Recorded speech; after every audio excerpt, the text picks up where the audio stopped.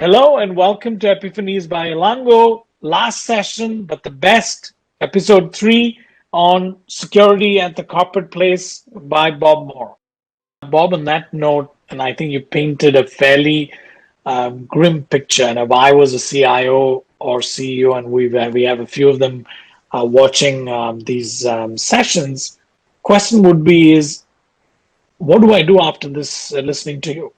What are those 2-3 things that you want me to initiate that will prevent or increases my chances of not being vulnerable?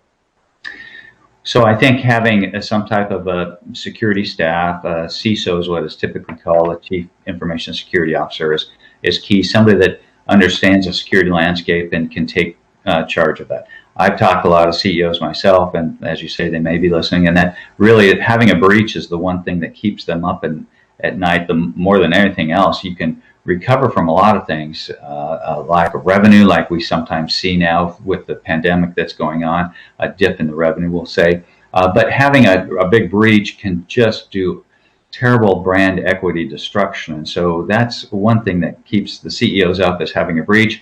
And then there's all sorts of reporting requirements, and it's a lot of pain and suffering. Having somebody that's in charge in the security, in a small security team potentially, that can watch out for those type of breaches or attacks is key thing to do. The second thing I think is really having some type of security assessment. There are a number of assessment services out there that can cover overall handling of your email traffic, the training of the employees, and policies and procedures that you have for cybersecurity protection, and determine if there are any vulnerabilities or weakness. And that's helpful because then you can take corrective action based on what that assessment might say you're lacking. And then the third thing I would say is probably of paramount importance, and that's the training of the employee population. It really is, the human element is really the vulnerable area, and it's what we see being attacked. And as the hackers get really insidious and start to use artificial intelligence, as I mentioned, it can be very, very difficult for employees to understand what links to click on and what not to, and what passwords they need to have and why they need to change them and make them very strong, and how they need to have their equipment encrypted or not take it home. There are a number of things that employees really should be trained on, because you can manage and put in place a number of mechanical systems like a firewall, like a secure BMC firmware that can detect and recover itself. But the human element is always changing. There's always a little bit of attrition and turnover, and you've got new employees coming in. They all need to be trained and up to speed. So I think that's probably the one of, in my mind, of paramount importance of all of those. Thank you, Bob. And there's one more that you didn't say and you're too modest to say, is they can always call you. That's true. Now that you are free from corporate bondages, you're available as a consultant, and they could talk to you, and you could be a consultant to help them think through their strategy and approach. Thank you. Yes, I am. Thanks for that plug. I am doing cybersecurity consulting now, so I'm free to help any and all companies that feel like they need a little bit of an assessment or view into what they're doing right, wrong, or what they can do to improve. Yeah, and Bob, just having seen you and known you for a while now, I think the strength that you bring in is the fact that you understand the hardware, you understand networks, you understand the whole hyperconverged infrastructure and the application space. You're not a security expert in that sense. You are somebody who's seen the entire IT evolution, worked in a company like HPE that produces hardware, and has been the pioneer in the silicon root of trust, which you've spoken about in some of your YouTube sessions. I think that's a benefit that somebody can get from getting somebody like you on board. We do have a number of YouTube videos out there. That's true. If you search for them, I'm sure you'll find a lot of those. Typically, what you see with the cybersecurity experts is they're more in a consultative role, and I grew up in Compaq and HP and HPE as product management, so my responsibility has been to incorporate these cybersecurity best practices into the products that are made and launched to market, as well as with the employees that we have. So I do bring, in that regard, a new perspective not just from the outside as a cybersecurity consultant that has all the certifications, but somebody that's actually built, made, and launched new products and understand how to build in IT security protocols so that your entire data center is the most protected it can be. Thank you for that, Bob.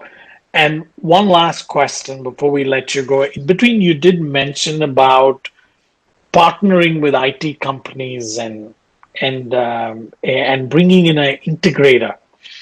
One of the questions that I get from CIOs is security is so key to our existence. How much of it should we outsource? How much of it should we keep internal? And that's a question that they struggle with. Any guidance for CIOs that you'd give? You can outsource several components or parts of the operation of a corporation. Cybersecurity protection is probably one of those that you do not want to do that with. With all the nation states that are involved, we see a lot of threats coming from outside the United States or outside of the European Union. I think that having your cybersecurity practices held locally and frankly procuring products and services that are locally created, developed is really important. There are a number of articles out there about cybersecurity issues that have come up with other production of products offshore, and are there components, adverse components or parts or firmware or software or silicon that are going in that might eventually then compromise those particular products. There are ways to have at least made in TAA countries, that's Trade Agreement Authorization, Trade Agreement Act.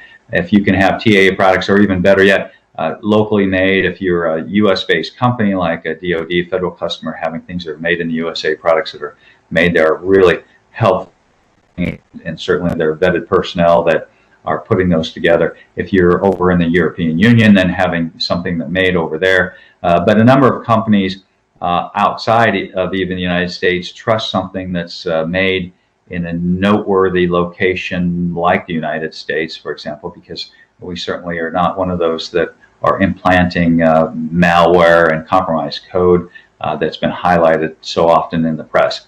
So there is a really a unique need to keep some of the cybersecurity practices and some of the critical, mission critical products sourced locally. And although you can outsource, and we rightly do that for financial and economic needs, I think the cybersecurity is one that you need to hold a little closer to the vest.